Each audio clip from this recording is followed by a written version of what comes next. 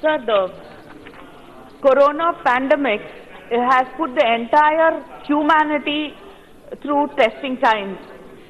And all the countries, including our Prime Minister, has advised people about social distancing and to stay back at home as far as possible, and we were all supported and we welcome that. But only some companies and factories have allowed their employees to work from home. We all understand that 81% of our workforce belongs to the informal sector, and we have to take into consideration the livelihood of cab drivers, auto drivers, domestic help, people who work at restaurants, agricultural wage workers.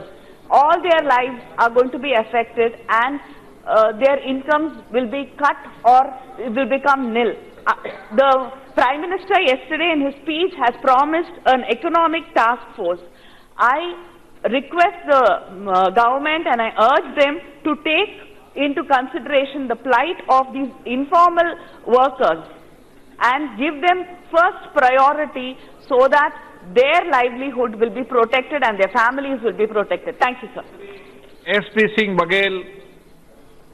Dr. Kalanja had introduced the IT policy in the year 1998, and in government schools we had introduced computer science as a subject way back in the year 1998, which even the students, IT professionals now would have forgotten.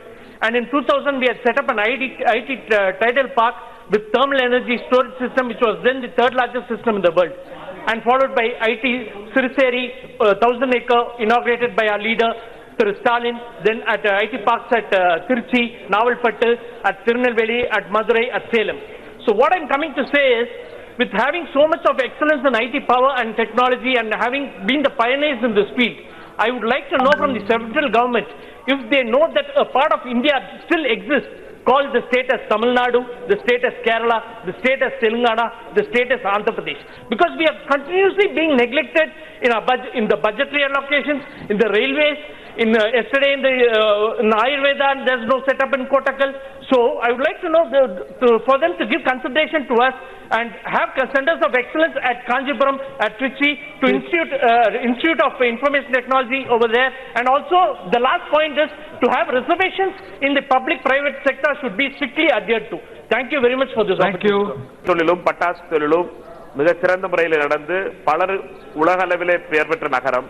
அந்த நகரத்திலே திருத்தங்கல் மற்றும் சாட்சியாபுரத்திலே railway மேம்பாலம் அமைக்க வேண்டும் என்ற நீண்ட நாள் கோரிக்கையை தொடர்ந்து ரயில்வே துறை நிராகரித்து வந்திருக்கிறது.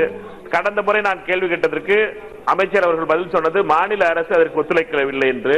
மாநிலத்தினுடைய அமைச்சர் ஒருவர் அங்கே சட்டமன்ற உறுப்பினராக இருக்கிறார். அவருடைய நேரப்படி பார்வையிலே இந்த இரண்டு மேம்பாலங்கள் வருவதற்கான பணிகளை தடை செய்கிறார்கள்.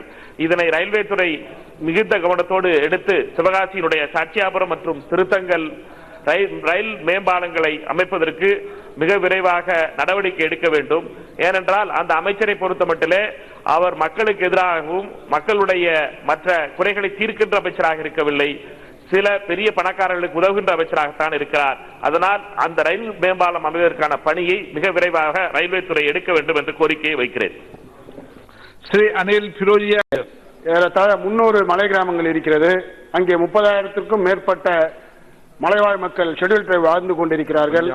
அங்கே 1000க்கும் மேற்பட்ட ஏக்கரில் கடுக்காய் விளைகிறது. அந்த கடுக்காய் மற்ற மாநிலங்களுக்கும் மாவட்டங்களுக்கும் ஏற்றுமதி செய்யப்படுகிறது. அதனால் அங்கே வாழ்ந்து கொண்டிருக்கும் மலைவாழ் மக்களுக்கு எந்த ஒரு பயனும் இல்லாமல் இருக்கிறது.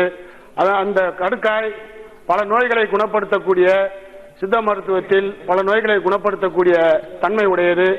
அதனால் அங்கே வாழும் மலைவாழ் மக்களுக்கு அங்கே ஒரு சித்தா ஃபேக்டரி, அந்த கடுக்காய் சித்தா ஃபேக்டரி அமைத்தால் கண்டிப்பாக அந்த மக்களுக்கு பயனுள்ளதாக இருக்கும். ஏனென்றால் அவர்கள் ஆந்திராவிற்கு சென்று செம்மரை கட்ட வெட்டுவதனால் அவர்கள் மேல் பல வழக்குகளும் அவர் உயிருக்கே பாதிப்பு ஏற்படுகிறது தர வேண்டும் என்று கேட்டுக்கொள்கிறேன்.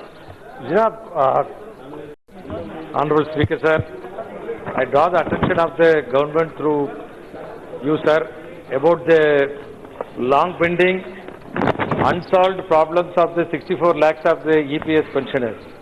Sir, EPS pension covers under the social security scheme of the central government. The employees of the private industries, government-owned corporation and cooperative sectors of the state and central are the members and the beneficiaries of the scheme. Sir, 64 lakhs of the retired EPS pensioners are demanding the government for the enhancement of their minimum monthly pension to 9,000 rupees plus DA per month. The government has constituted 3 committees earlier, and the committees also submitted their report in favor of the pensioners. Sir, the majority of the pensioners are above the age of 70.